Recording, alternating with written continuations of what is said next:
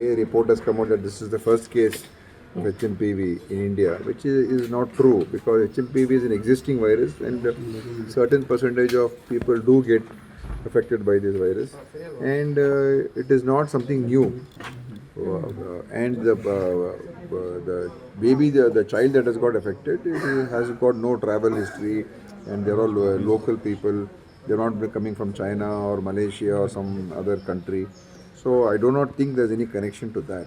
China's outbreak is, they are saying, is a new variant of HMPV. So that is what they are saying. We don't have the full details, and the government of India is yet to provide any full details to us. And maybe they are also trying to get more information. So if that could be a new strain of a HMPV which there is there in China.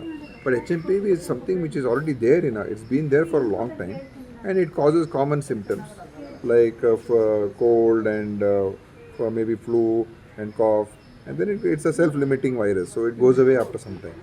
And I don't think we should be calling it the first case. That is a wrong way of reporting. Sir,